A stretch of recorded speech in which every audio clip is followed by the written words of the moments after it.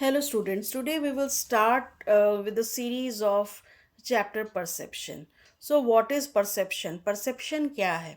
So, perception is a highly individualized psychological process that helps an individual to interpret and organize the complex patterns of sensory stimulation for giving them the necessary meaning to initiate behavioral response.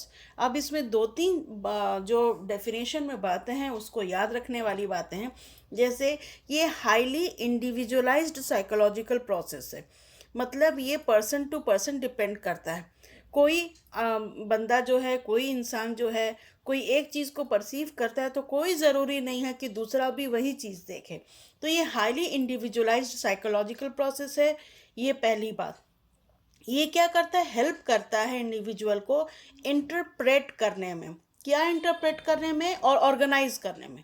तो क्या करता है interpret और organise? क्या करता है? Complex patterns of sensory stimulation. जो भी सेंसरी स्टिमुलेशन होती है, जो हम आई जो 5 सेंस ऑर्गन्स है उसके द्वारा जो स्टिमुलेशंस आती हैं, आईज से, एयर से, स्किन से, गस्टेटरी हो गया, तो जो भी सेंसरी स्टिमुलेशन हमें मिलता है, इंसान को मिलता है, वो जो कॉम्प्लेक्स पैटर्न होता है उसको ये इंटरप्रेट और ऑर्गेनाइज करता है। कहाँ होता है? ये ब्रेन में होता है। तो that is for giving them the necessary meaning. ठीक है, तो उसको मीनिंग प्रोवाइड करता है टू इनिशिएट बिहेवियरल रिस्पॉन्स। उस मीनिंग को मीनिंग दे करके, परसीव करके और बिहेवियरल रिस्पॉन्स को जनरेट करने के लिए ब्रेन फिर वर्कआउट करता है। तो ये परसेप्शन का डेफिनेशन हुआ। तो इम्पॉर्टेंट क्या है? Highly individualised psychological process. और उसके बाद इंटरप्रेट एंड ऑर्गेनाइज।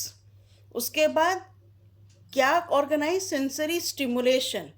और फिर initiate behavioural response, necessary meaning देता है, इनिशिएट बिहेवियरल रिस्पॉन्स। ये डेफिनेशन आपको, ये सब सारी चीज़ें आपको याद रखनी होगी। अब आ जाइए कैरेक्टरिस्टिक्स क्या है।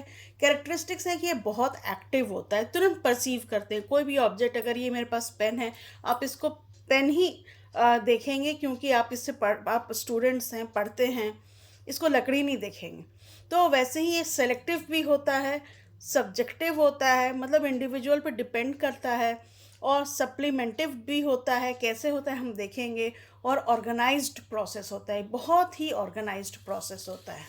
ओके, तो अब आ जाइए, 3 मेन प्रिंसिपल्स होते हैं परसेप्शन के। फर्स्ट होता है फिगर एंड ग्राउंड रिलेशनशिप।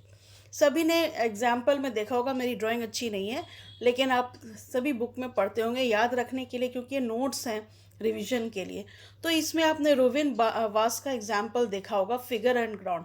अगर आप फिगर पे कंसंट्रेट करेंगे तो ये शतरंज का एक प्यादा नज़र आएगा, और अगर आप बैकग्राउंड पे देखेंगे तो नज़र आएगा कि दो औरतें आपस में बात करिए। आप बुक में अच्छे से ये फिगर देख सकते हैं। दूसरा है काउंटर, जो कि boundary between figure and ground होती है। अगर कोई भी एक फिगर है उसमें बाउंड्री बनी हुई है, जैसे ये है, इसका भी आप बुक में अच्छे से देखिएगा। तो अगर आप फिगर पे कंसंट्रेट करेंगे तो आपको एक फेस नज़र आएगा, और बैकग्राउंड पे आप कंसंट्रेट करेंगे तो कुछ और नज़र आएगा। मतलब कोई भी फिगर ये हो सकता है। तो मेनली ये बाउंड्री जो है वो डिफ्रेंशिएट करता है परसेप्शन को ऑब्जेक्ट की। तीसरा आपको हो गया ग्रुपिंग। ग्रुपिंग में क्या हो गया? ग्रुपिंग जो है, we perceive stimuli in organised meaningful patterns.